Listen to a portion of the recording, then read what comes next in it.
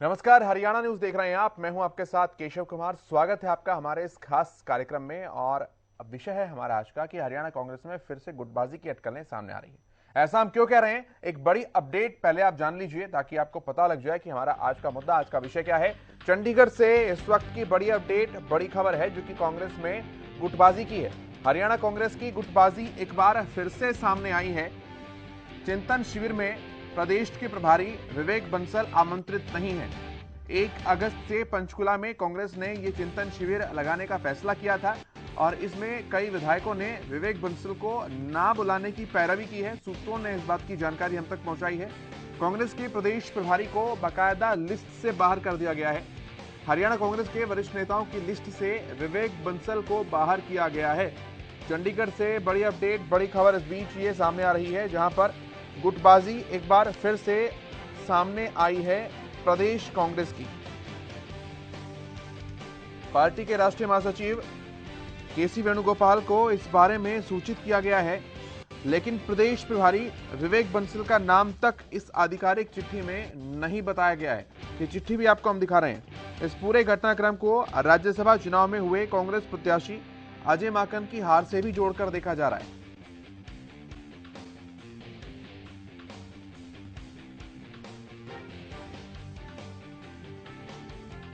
हरियाणा कांग्रेस के वरिष्ठ नेताओं से प्रभारी प्रदेश कांग्रेस की लिस्ट से बाहर दिखाई दे रहे हैं। सूत्रों ने जानकारी दी है कि कांग्रेस के कई विधायकों ने चिंतन शिविर में विवेक बंसल को नहीं बुलाने की पैरवी की है।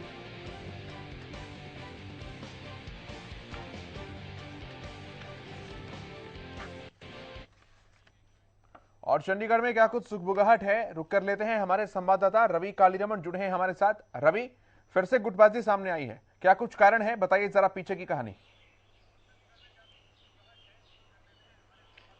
बिल्कुल केशव, देखिए कांग्रेस ने जिस नेता को आपसी गुटबाजी खत्म करने के लिए प्रदेश में भेजा था, हरियाणा में भेजा था, वही जो नेता है अब कहीं ना कहीं गुटबाजी का शिकार होता हुआ नजर आ रहा है। मैं बात कर रहा हूं प्रभारी विवेक बंसल की। क्योंकि देखिए अब 1 अगस्त को जो है कांग्रेस का चिंतन शिविर होना है और उस चिंतन शिविर में के लिए एक चिट्ठी जारी की जाती है। उस चिट्ठी में कहीं भी विवेक बंसल का नाम नहीं होता। ऐसे में प्रदेश माफ कीजिएगा, राष्ट्रीय महासचिव केसी वेणुगोपाल को जो एक सूचना दी जाती है, उस सूचना में भी जो लेटर उनके नाम से जारी किया जाता है उसमें कहीं इस प्रकार का जिक्र नहीं होता। और कहीं ना कहीं इस पूरे मसले को केशव राज्यसभा चुनाव की हार से जोड़कर देखा जा रहा है। जिस प्रकार से अगर बात की जाए अजय माकन ने हाईकोर्ट में एक याचिका दायर की। याचिका दायर करने के बाद उनकी तरफ से एक बयान आता है। उस बयान में सबसे पहले किरण चौधरी का नाम सामने आता है कि जो वोट रद्द हुआ है वो किरण चौधरी का है। उनकी तरफ से कहा जाता है कि हमने बैलेट देखा है और जिस बैलेट में टिक का निशान है वो किरण चौधरी का है। तो ऐसे में कहीं ना कहीं इसके बाद नंबर आता है प्रभारी विवेक बंसल का। उन्होंने प्रभारी विवेक बंसल की भूमिका पर भी सवाल उठाए कि ऐसा माना जा रहा है कि प्रभारी विवेक बंसल से गलती हुई है या फिर उन्होंने जानबूझ के किया है। क्योंकि प्रेफरेंस की बात की जा रही थी। प्रेफरेंस के हिसाब से उनसे पूछा गया आपके पास फर्स्ट प्रेफरेंस के कितने वोट हैं, तो उनकी तरफ से कहा गया कि 30 वोट हैं। आखिर में 29 वोट निकलते तो कहीं ना कहीं प्रभारी विवेक बंसल की भूमिका पर भी सवाल उठने लाजमी थे। और कहीं ना कहीं जिस प्रकार से उन्होंने उठाए वो सवाल, तो कहीं ना कहीं इसके बाद से ही अगर बात की जाए तो कांग्रेस के विधायक हैं कुलदीप वत्स, उनकी तरफ से भी सवाल उठाया गया। उसके बाद जो प्रभारी विवेक बंसल है उनकी तरफ से एक जानकारी सामने आती है कि वो उन पर एक्शन लेंगे। तो इस प्रकार की गुटबाजी केशव लंबे समय से चल रही है। तमाम नेताओं को बुलाया गया है, तमाम जो कार्यकारी अध्यक्ष हैं उनको बुलाया गया है। 2019 से चुनाव लड़ चुके तमाम जो नेता हैं कांग्रेस के उनको साधा गया है। लेकिन कहीं ना कहीं प्रभारी विवेक बंसल को इस जो है चिंतन शिविर में नहीं बुलाया गया। जिस प्रभारी को हरियाणा भेजा जाता है कि आपसी गुटबाजी खत्म करेंगे, वही आपसी गुटबाजी का शिकार होते हुए नजर आ रहे हैं। वापिस आता हूं आपके पास। वेद प्रकाश विद्रोही जी कांग्रेस पार्टी के प्रवक्ता हमारे साथ जुड़ रहे हैं और प्रोफेसर वीरेंद्र सिंह चौहान भारतीय जनता पार्टी के प्रवक्ता हमारे साथ जुड़ रहे हैं। बहुत स्वागत है वेद प्रकाश जी। पहले मैं आप ही के पास आता हूं, ये नाम जानबूझकर हटाया गया है या इसके पीछे कोई कारण है? केशव जी, सबसे पहले तो आपका धन्यवाद कि आपको कांग्रेस की सेहत की बहुत चिंता है और हमारी सेहत की चिंता के सुधार के लिए आप डिबेट कर रहे हैं। दूसरा, आपकी परिकल्पना के लिए धन्यवाद कि एक साधारण से पत्र को, सामान्य सर्कुलर को आप गुटबाजी से जोड़ रहे हैं। आपका अधिकार है, आपका धन्यवाद। देखिए, कांग्रेस का चिंतन शिविर 1 तारीख को लग रहा है। इसमें प्रदेश के नेताओं की लिस्ट बनी है, न कि राष्ट्रीय नेताओं की। विवेक बंसल जी हमारे प्रभारी हैं, हरियाणा के नेता नहीं है। तो ये जो कौन भाग लेगा वो हरियाणा के संदर्भ में है। ये शिविर पार्टी राष्ट्रीय हाईकमांड के निर्देश पर जोधपुर में हुए शिविर की अगली लाइन है, जो हमारा 1 और 2 जून को होना था, लेकिन राज्यसभा चुनाव की वजह से पोस्टपोन कर दिया। उसकी सूचना पार्टी ने एक सर्कुलर के द्वारा हमारे जो संगठन महासचिव है केसी वेणुगोपाल जी को भेजी है कि भाई ये तो हम शिविर लगा रहे हैं और हरियाणा के ये नेताओं को हमने आमंत्रित किया है। साथ में अगर आप इस चिट्ठी को पढ़ें तो 4थे नंबर पर एआईसीसी को भी इंफॉर्मेशन की सूचना दी गई है।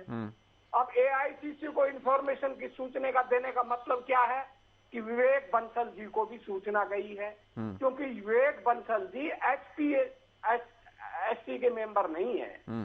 विवेक बंसल जी एआईसीसी के मेंबर है, एआईसी द्वारा नामित हैं। तो जो एआईसीसी को सूचना दी जाती है एआईसीसी की मांग पर, वो अपने आप प्रभारी के पास पहुंच जाती है। इसको गुटबाजी से जोड़ना मेरे तो समझ में नहीं आ रहा कि कौन से सूत्र हैं आपके, किसने आपको बता दिया।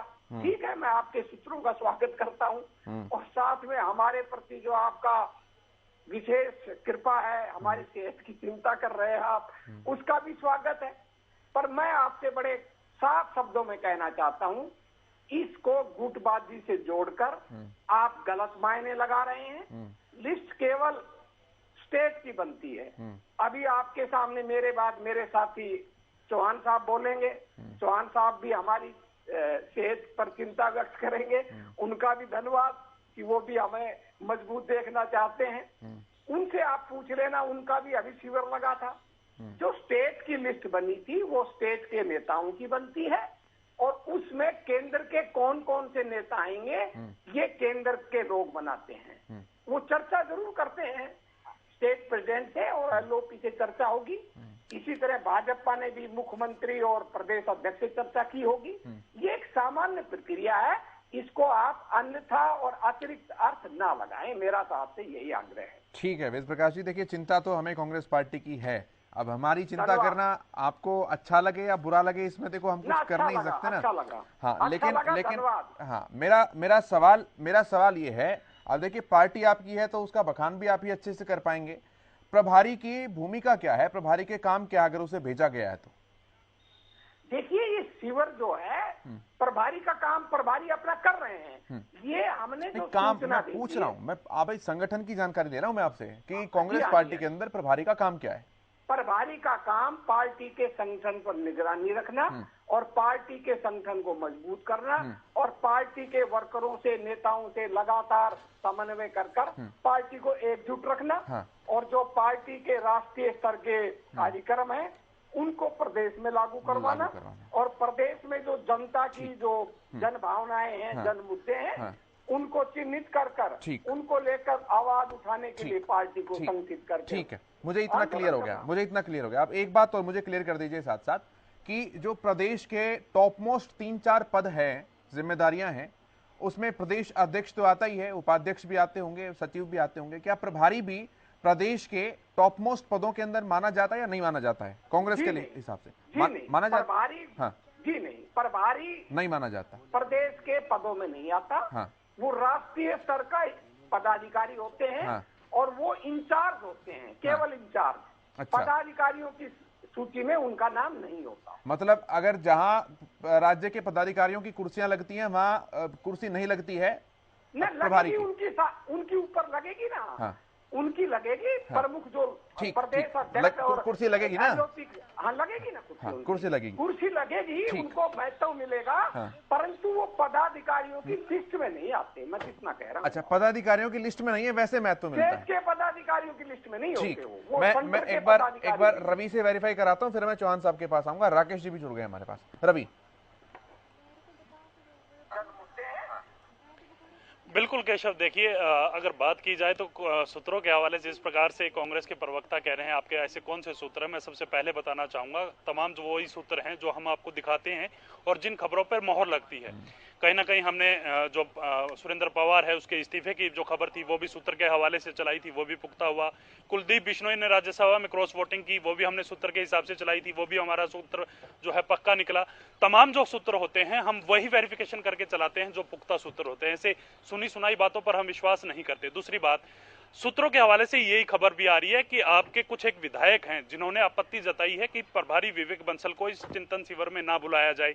और दूसरी बात मैं आपसे ये पूछना चाहता हूं, जिस प्रकार से आप कह रहे हैं कि प्रभारी जो है वो स्टेट बॉडी का जो है आपके स्टेट का कोई आधिकारिक तौर पर जो नेता नहीं होता, इंचार्ज होता है। आपने कहा इंचार्ज होता है, इंचार्ज होता है तो इंचार्ज को बताया नहीं जाता कि आप इस प्रकार का चिंतन शिविर कर रहे हैं या इस प्रकार की जो बातें हैं वो आपके संज्ञान में लाना जरूरी है। आपने तो उनको बताया नहीं। सूत्र तो ये भी कह रहे हैं जब आपने चिंतन शिविर किया, किसको बुलाया किसको नहीं बुलाया वो प्रभारी विवेक बंसल को भी नहीं पता है।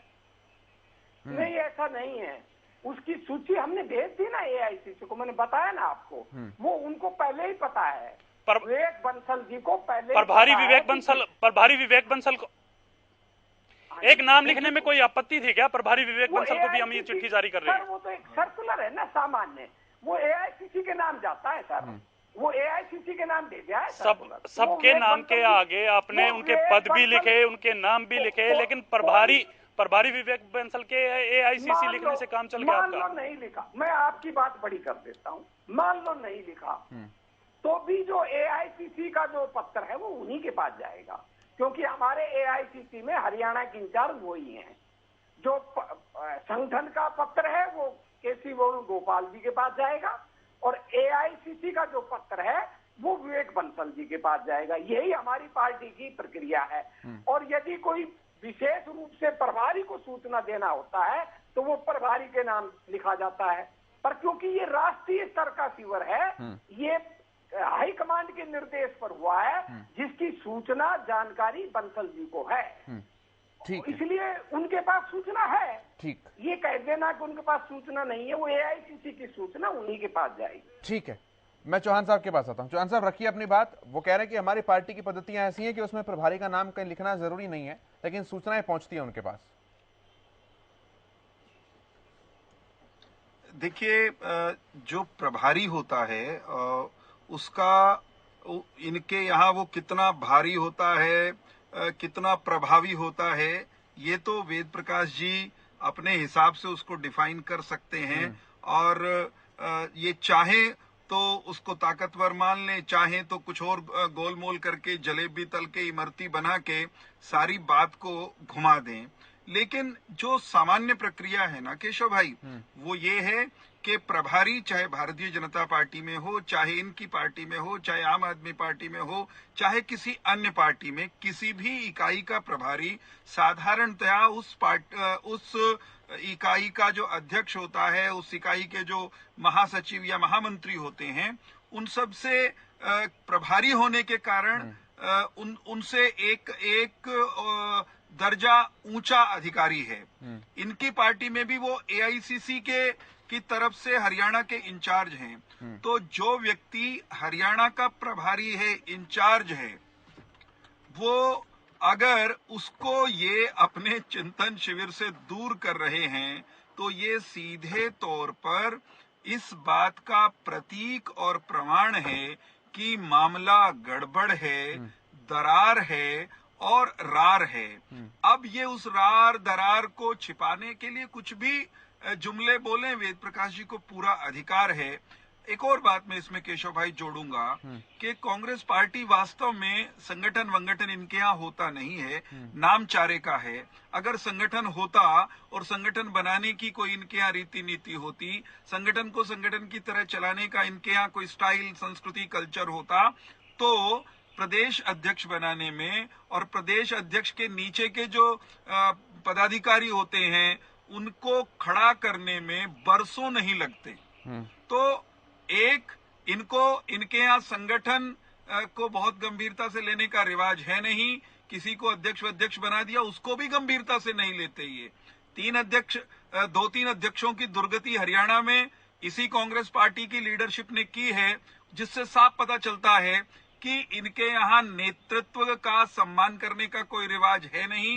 ये तो संगठन का पदाधिकारी बना करके बड़े बड़े लोगों को निपटा देते हैं। अशोक तंवर इनके यहाँ प्रदेश के अध्यक्ष रहे, वे सांसद भी थे, उनको निपटा के कहीं का नहीं छोड़ा। कुमारी शैलजा को काम करने नहीं दिया, तो जो अध्यक्ष को काम करने नहीं देते वो अध्यक्ष मंडल को भी क्यों काम करने देंगे? और अध्यक्ष मंडल उस प्रभारी को क्यों काम करने देगा जो उनके रास्ते में कहीं ना कहीं रोड़ा बनता होगा, उनको दुरुस्त करने की कोशिश करता होगा। तो कुल मिलाकर कांग्रेस पार्टी में अव्यवस्था का आलम है, अनुशासन का इनके यहाँ कोई महत्व है नहीं, संगठन का स भी नहीं जानते, गठन तो कहाँ से करेंगे।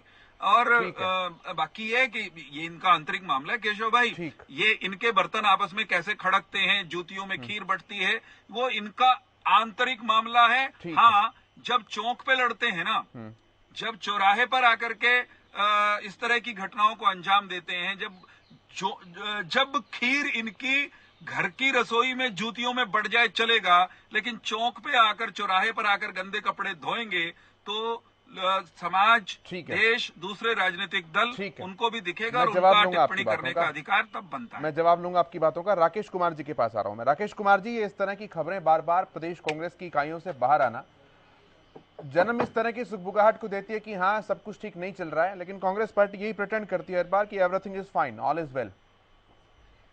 जी केशव जी, देखिए, किसी भी चिंतन शिविर में अगर पार्टी के किसी महत्वपूर्ण व्यक्ति का ना जाना हो तो कहीं ना कहीं ये बिल्कुल संदेह की निगाह से देखा जाता है। अगर मैं थोड़े दिन ही अगर आपको मैं पीछे ले जाऊं तो कांग्रेस के चिंतन शिविर के अंदर गुजरात के प्रदेश अध्यक्ष जब वो हार्दिक पटेल हुआ करते थे तो वो कांग्रेस पार्टी के चिंतन शिविर में नहीं पहुंचे और कुछ ही दिनों बाद उन्होंने कांग्रेस पार्टी के दामन को छोड़ दिया।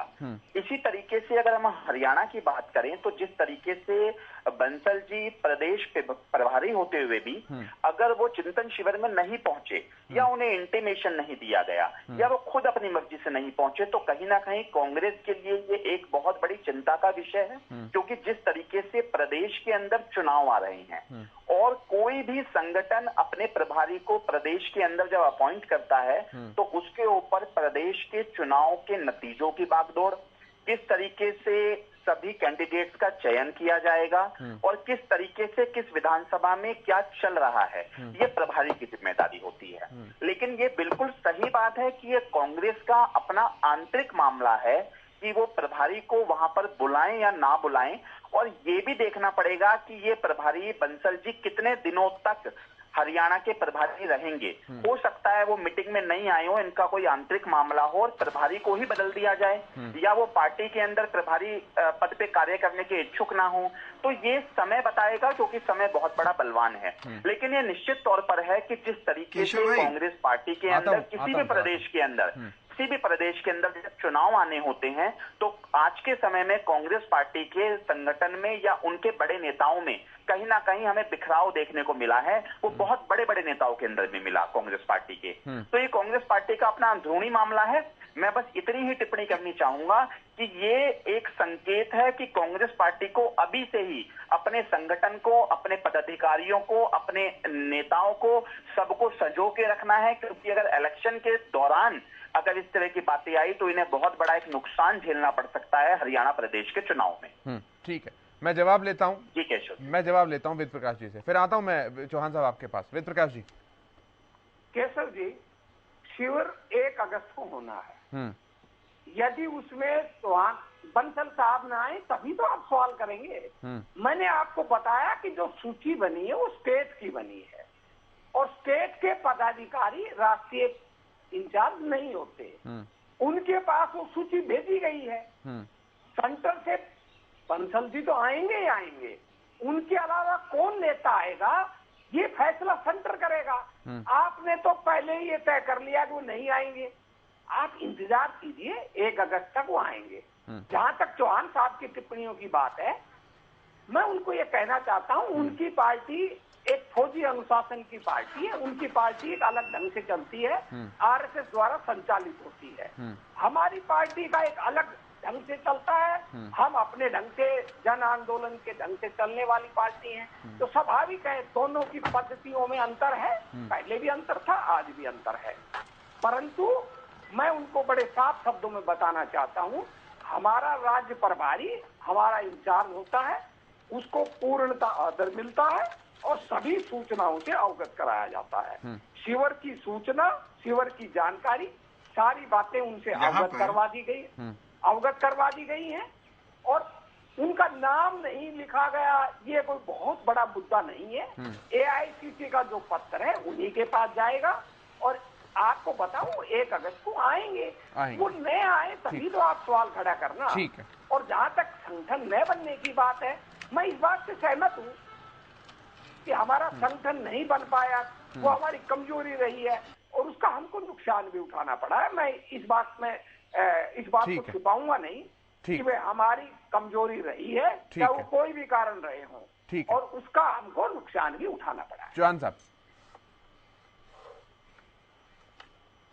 केशव भाई, हमें तो इसी बात में लाभ है कि कांग्रेस पार्टी जैसी आज खिंडी खिंडी सी है, बिखरी बिखरी सी है, अपनी करतूतों के कारण ये ऐसे ही रहेंगे तो निश्चित तौर पर भारतीय जनता पार्टी को तो लाभ होगा ही। हमें सिर्फ इतना लग रहा है इस सारे घटनाक्रम में कि जो विवेक बंसल हैं वो उनको भी निपटाने की तैयारी कांग्रेस पार्टी के भीतर हो गई है। राज्यसभा चुनावों को लेकर, राज्यसभा चुनावों की मतगणना के दौरान उनकी भूमिका को लेकर उनकी पार्टी के ही प्रत्याशी ने जिस तरह के प्रश्न उठाए हैं, उससे साफ है कि विवेक बंसल जी की विदाई की शायद इन्होंने तैयारी कर ली है और इनके यहाँ ये चलता रहता है और इसीलिए इनके यहाँ संगठन कोई खास मायने नहीं रखता। हाँ, निसंदेह भारतीय जनता पार्टी के बारे में मैं विश्वास के साथ कह सकता हूँ, हम अनुशासन के साथ काम करने वाली पार्टी हैं और हमारे यहाँ चीजें अनुशासन में, व्यवस्था से, विचार सिद्धांत के हिसाब से चलती हैं। इनके यहाँ एक कुनबे, एक परिवार, 10 जनपद से जो इशारा होता है, किसी को उठा के रख लेते हैं, किसी को उठा के पटक देते हैं, बाहर करना, भीतर करना, कांग्रेस से बाहर करना, पकड़ लेना, लपक लेना या ठोकर मार देना, ये इनके यहाँ एक परिवार के इशारे से चलता है। हमारे यहाँ विचार प्रभावी रहता है, अनुशासन प्रभावी रहता है। ठीक है रवि, मैं आपके पास आता हूँ। विद्रोही जी का ये कहना है कि 1 तारीख को जब चिंतन शिविर होगा उसके बाद ही इस बात पर बहस करनी लाजमी है कि विवेक बंसल वहां पर आएंगे या नहीं आएंगे। ठीक है, उनकी बात है, वो कह सकते हैं इस बात को, लेकिन अभी तक का जो सिनेरियो है, जो आप कह रहे हैं कि सूत्रों के हवाले से खबर आई है कि बहुत से विधायक इस बात को लेकर राजी भी नहीं है कि वो वहां पर आए, तो ये सब कुछ कैसा लगता है फिर? आप किससे पूछ रहे हैं? बिल्कुल केशव, देखिए मैं रवि से पूछ रहा हूँ इस सवाल। इस प्रकार की जो बात सामने आती है, बिल्कुल केशव, देखिए इस प्रकार की जब बात सामने आती है तो कहीं ना कहीं कांग्रेस के लिए चिंता का जो विषय है वो जरूर है। अगर बात की जाए आपसी झगड़े की, आपसी मनमुटाव की, राज्यसभा चुनाव को लेकर प्रभारी की जो वो थी कार्यशैली थी, उस पर सवाल खड़े हो चुके हैं।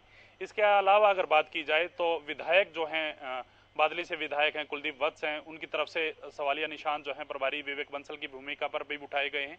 और इसके बाद प्रभारी विवेक बंसल को ये कहना, प्रभारी विवेक बंसल की तरफ से ये कहना कि इन पर कार्रवाई की जाएगी। उसके बाद कुलदीप वत्स ने रिप्लाई किया है, अपना जवाब किया, मैं किसी से डरता नहीं, जो कार्रवाई करनी है कर लीजिए। इस प्रकार की जो बात आती है तो आपसी मनमुटाव सामने दिखते हैं कि किस प्रकार के मनमुटाव हैं। इसके अलावा अगर बात की जाए तो लगातार आपने देखा कि शुरुआती दौर में जब प्रदेश अध्यक्ष कुमारी सैलजा होती थी तो विवेक बंसल उनके साथ आते थे और उनके साथ हर प्रोग्राम के हिस्सा लेते थे। कहीं ना कहीं अगर विपक्ष आपके समक्ष कार्यक्रमों की बात की जाए तो उसमें बहुत कम ही ऐसे मौके होंगे जब प्रभारी विवेक बंसल ने इस प्रकार के प्रोग्राम में साथ गए हों या फिर उनको साधा गया हो, उनको बुलाया गया हो।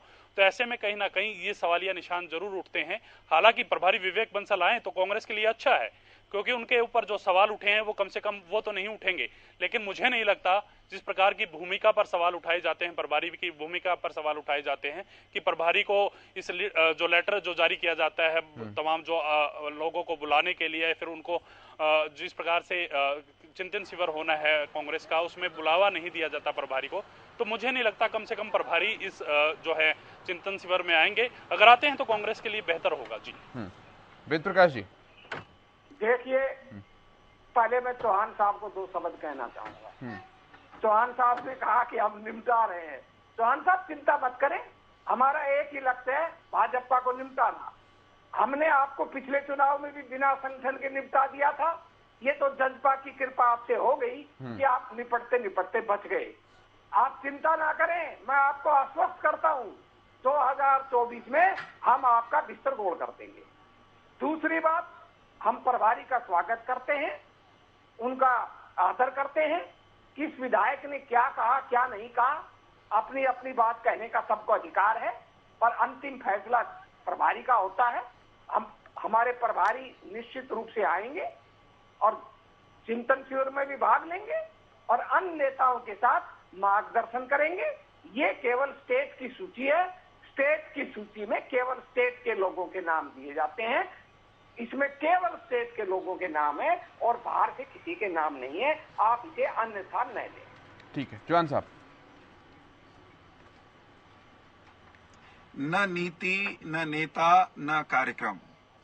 ऐसी पार्टी जिसके पास अध्यक्ष के नाम पर भी अध्यक्ष मंडल है या यूं कहिए अध्यक्षों का गिरोह है, वो पार्टी जो लगातार नकारी जा रही है धरातल पर, उस पार्टी का हाल आपके सामने है, आपके दर्शकों के सामने है, हरियाणा के लोगों के सामने है कि वे विधायकों की पूरी संख्या होते हुए भी राज्यसभा की एक सीट जीत नहीं पाते हैं और लगातार दर्जनों चुनाव राज्य में भी और देश में भी हार रहे हैं। वे भारतीय जनता पार्टी जैसी सुसंगठित विचारधारा पर आधारित पार्टी को निपटाने की बात करें तो वेद प्रकाश जी पर हंसा ही जा सकता है। उनके सपने को ख्याली पुलाव ही कहा जा सकता है, शेख चिल्ली का सपना ही कहा जा सकता है, तुगलक की सोच ही कहा जा सकता है।